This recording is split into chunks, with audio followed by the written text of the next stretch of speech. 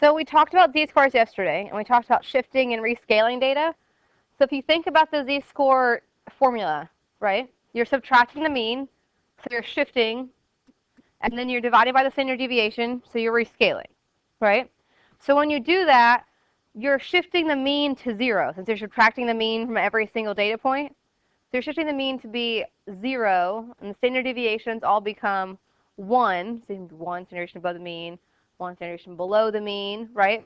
So it allows you to make those direct comparisons no matter what units you're using before, okay? So that's all you're doing is shifting and rescaling. Now we talked about a little bit yesterday about what makes a z-score unusual. There isn't any universal accepted this z-score is unusual. Normally, and you'll see this a little bit later today, normally any z-score that's 2 or -2, 2 standard deviations above, 2 standard deviations below, that's relatively unusual. Even better would be 3 standard deviations above or below the mean. And then if you're outside of 3, then definitely unusual. So if you have a data point that's 7 standard deviations above the mean, then something's crazy is happening, and either it's a typo or it was like a crazy circumstance or something. So those are things you want to look at a little more in depth, or those types of data points.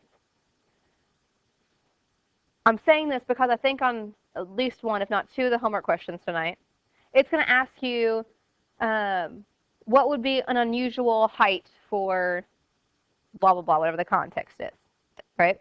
Well, if you have the mean and you have the standard deviation, then again, it's going to be your personal preference, but either you're going to do 2 or 3 standard deviations above the mean, and that's going to be what your unusual mark is. And the reason being is that it's 3 standard deviations or 2 standard deviations above the mean, okay? So unusual is just going to be 2 or 3, generally. Now, what would help us see this is to use a model. And this is the part that's going to be probably the most important thing about Chapter 6 that's going to carry through after Christmas. All right? If we have all this real-world data, it would be nice to be able to use some sort of model to be able to do something with it. Okay? Because not every single set of data is perfect. All right? So in statistics, we use models that are ideally what's happening, but are probably not going to match exactly what's happening in reality. So the most common one we're going to use is called the normal model. And that's just a bell curve. So you guys have seen a bell curve before. And we're going to go over how to use it. But so if you have a normal model, then it needs to be representing some data set that's unimodal and symmetric. All right? So you're not going to use a normal model if it's unimodal and skewed to the right. That doesn't help. The normal model should be representing some data set that's unimodal and symmetric. A lot of data sets aren't really unimodal and symmetric, so it's harder to use them. But if they are, there's so much more stuff we can do and so much more stuff we can talk about. After Christmas, we're going to go through all that, where we can actually take a data set and then make some judgments about the larger picture instead of just about one data set. All right? But that's, again, dependent upon some other things happening and hopefully the data set being roughly unimodal and symmetric. Okay? So again, it's not going to match reality exactly. It's like our ideal circumstance of what's happening. Okay? Now, I just said it, but you have to make sure that you check that it's unimodal and symmetric. Now, on some of the homework tonight, they're just going to say do it. But also on one of the homework questions, one of the last ones actually, you're going to use a normal model to answer some questions. And the next question that I give you says, here is the actual data set, and here's what a histogram of it is, and this is what it actually looks like. And it'll be your job to make sure that you satisfy the fact that it was just a unimodal and symmetric. If it ends up the data set isn't unimodal and symmetric, you probably shouldn't be using a normal model. So you're going to start seeing a lot of things we call conditions. And after Christmas, all you're going to be doing is checking conditions, and you're going to complain about it every single time. But if you don't check the conditions of what you're doing, then you could be doing some process or procedure that you can't actually perform because you haven't met certain criteria. Okay? So this one's pretty easy. You don't use a normal model if it's not unimodal and symmetric. That's what this is saying. Okay? We all go with that? So The most basic bell curve follows what we call the 68, 95, 99.7 rule. You have to know those percentages. On your quiz, I'm going to ask you about 68, 95, 99.7. I'm going to say to draw and label a model, and when I say draw and label it, I mean to label it with the 68, 95, 99.7. Mm-hmm. So here is, this one's not in context, so we'll talk about a model in context in a little bit, right? But here's our bell curve, all right? Right now we have a mean of 0, and then it shows the standard deviations. So the little lowercase sigma, that's what that is, the little O with the tail, that's a lowercase sigma, and that's just showing that's what we use for standard deviation, okay? So what this is saying is that 68% of your data is going to lie within 1 standard deviation of the mean. So 68% is going to lie within 1 standard deviation. 95% is going to lie within 2 standard deviations. And 99.7% is going to lie within 3. That's all that's saying. Okay? Every single time we draw one of these models, and you're going to draw a lot of them, you should always be labeling 68, 95, 99.7.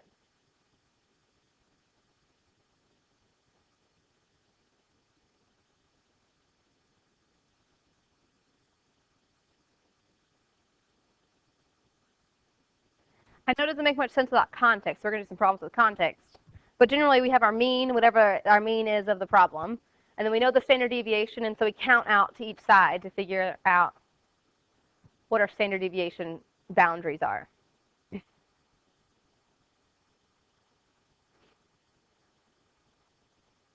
Now, this is what you need to know before we do some examples and things. Using this model.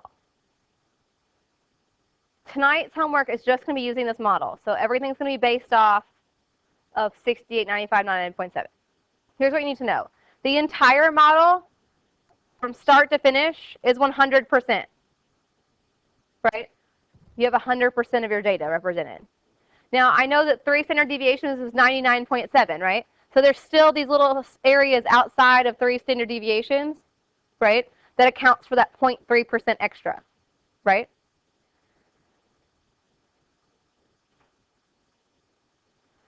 So then I can also split this up into more segments. All right, so I'm going to erase some of these lines I drew. Again, basing off the idea that we have 100%, if I wanted to know the percent of whatever I'm talking about, that's between 1 generation below the mean and the mean, so I want to know this distance here, like what that percentage, that proportion, right? Well, I know from 1 standard deviation to above and below is 68%, so half of that is going to be 34%, right? So I can split this into smaller segments. Does that make sense? Yes, maybe. If I was trying to figure out, thinking of a good question. If I was trying to figure out like what percent was above 2 standard deviations above the mean, right? Well, I know within 2 is 95%. So this is all 95%, right? So what percent is left over for the whole model? 5%, right? And I'm only talking about half of it, right? So that would be 2.5%. So you can use those 3 percentages to your advantage to split it up into smaller chunks. Does that make sense? That's what you're going to be doing a lot of on your homework tonight. Just splitting up into smaller chunks. Okay? All right. So then let's do some stuff in context that will make more sense without having a bunch of sigmas and stuff. Make sure that you draw the picture. Again, I did all the homework. The first year I taught this, and I did not go back and do the homework again. So I did really bad, and I didn't draw any of the pictures because I was trying to get it all done. But I have learned in the past 3 years that if you draw the picture, especially on a free response question, all right, this stuff is going to come up. A normal model is like almost guaranteed to show up somewhere on your free response section on the AP exam, okay? They look for very specific things that you have, showing that you know what type of normal model you're using, like, and all this stuff. So if you draw the picture and label it, generally you can get lots of the points that they're asking for from the rubric just by drawing it and labeling it. instead of like trying to like write all the notation properly and things. So if you can draw it, you're probably already halfway there. Okay, so it's important that you actually do draw the model. It's not just for fun. I'm not being mean. I'm trying to get you in the habit so that later on you'll keep doing it and then you'll be in a better spot on the AP exam. Okay? So here is an example we're going to do. We can do both of them. I'm going to start with number 5 though. Suppose it takes you 20 minutes on average to drive to school with a standard deviation of 2 minutes.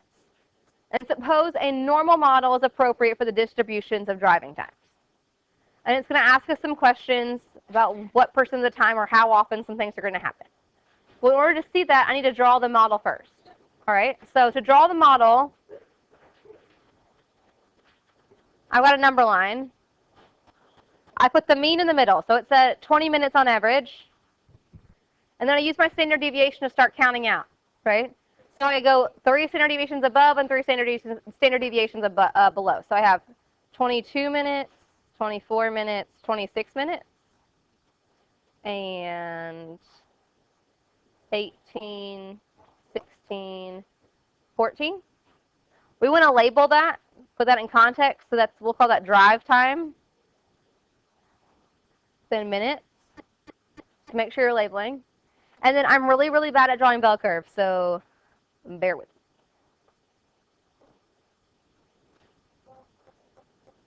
Well, that one's not so bad. Could be worse. They've been worse. They've been way worse. So we would like to, on their homework, the first part is always going to say to draw and then clearly label the model. When it says clearly label, it means to put in the 68, 95, 99.7. So if we were going to do that, we would just draw in our segment. See, it's not really centered, so it could be way better, but it could also be way worse. So 68%, 95%, and 99.7%. Make sure you know those percentages. All right, so now I have a model, and it probably makes more sense because we have things in context. We actually have numbers instead of little sigmas, right? So if we're going to answer some questions, everyone go with how to make the model because you're going to make like 3 or 4 of them tonight. Okay. How often will you arrive at school in less than 22 minutes? So 22 minutes is one of our boundaries here. We're doing less than 22 minutes, right?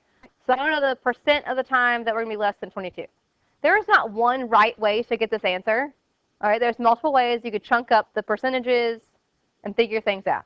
All right, I'm going to show you what I think is the easiest way to get to it, but it's not the only way to get to it, okay? Here's what I would do. Again, not the only way. I know that to the mean, from the end to the mean, is 50%, right? The mean splits it in half. So that's 50%. And we talked about earlier, you can split like the segments in little pieces. So I know that from here to here, so from 20 to 22, is 34%, because it's half of that 68% section, right? And so 50% and 34% make up the section I'm looking for. So how often will you arrive at school in less than 22 minutes? 84% of the time.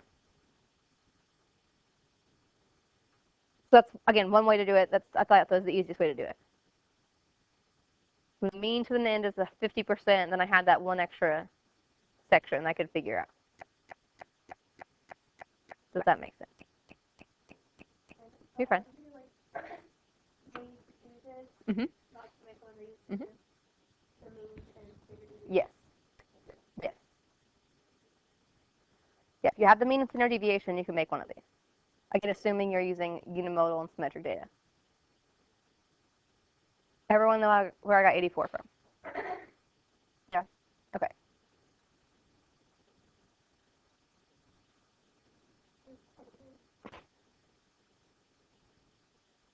All right, the second one. How often will it take you more than 24 minutes? So here's 24 minutes. We're going this direction. Again, one way to do this, probably the easiest way. I know that from here to here, this part is 95. That means there's 5% left over for the rest of the model. And I'm only doing half of it, so this has to be 2.5. Okay? Does that make sense? So on the homework tonight, that's really all they're doing. They're going to ask you out percentages. So they might say, what percent of the time do you arrive to school between 18 and 22 minutes? 68%, right? Or they might ask you this. What percent of the time will you arrive? And you have to like segment some stuff up. Okay, so some of them might be straightforward, and some of them might not be. Some might be the opposites. They might say 68% of the time you arrive to school between what interval? And you would say 18 to 22 minutes. All right, so it's all going to be based off of the model tonight. Now, that being said, think very carefully about this. If we're using this model, do you think we always want to use just the standard deviations? Probably not, right? What if I wanted to know how often I arrive to school in 24 and a half minutes? Well, 24 and a half isn't one of the little numbers here at the bottom of the model, right? So that's why I'm saying you have to use your calculator tomorrow, because we aren't going to have these exact pretty numbers that we can use from the picture, all right? And so you can either do a lot of things by hand, or you can use your calculator, and it'll be a lot easier, okay?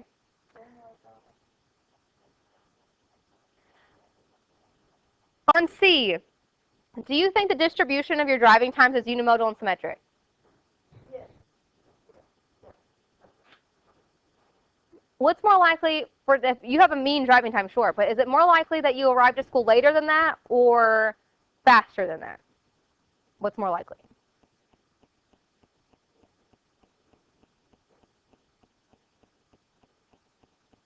Well, you live like 2 seconds from school. You don't count. Like if you live farther away from school, are you more often than not you're going to get there faster, or is it going to take you longer? Longer, right? You got stop signs, you got traffic, you got stoplights, you get stuck behind the tractor, right? There's all sorts of stuff that's going to happen on the way to school that can definitely slow you down. The only way to really get there faster is if you start like speeding and going 100 miles per hour, right?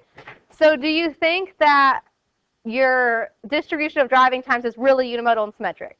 Probably not, right? Realistically, it's probably not.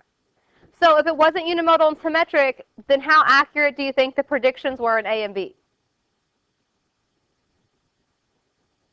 Not very accurate, right? So that's the whole thing. Again, we want to really think about, is it really unimodal and symmetric? Because if it's not, we're going to have some issues, right, with our predictions. That's why I'm saying it's wonderful when things are unimodal and symmetric, because we have this model we can use, and when they're not, we have to do extra work. And who wants to do that? Is there like newer models or other, or is it just like the set? There's a few other models we're going to look at this year. We're going to use this one the most often. This one will come up over and over and over again. All right, any questions on that? Then your homework assignment is on page 130. Some of the homework is what we did today, and some of it's from stuff from last night, because I'm going to keep you thinking about not adding and subtracting and things. All right, you got to remember those things. So I'm going to try to keep adding those in.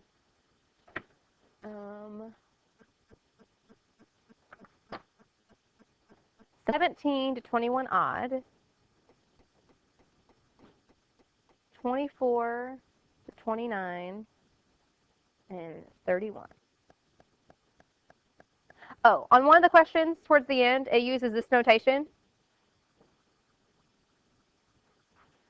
That notation just means this is a normal model. Now look, this one would be 20 and 2. This number is just the mean, and that number is the standard deviation. All right, so if it says, it's just trying to like shorten writing it all out in a sentence of what the mean and standard deviation are. So that's all it is. Okay?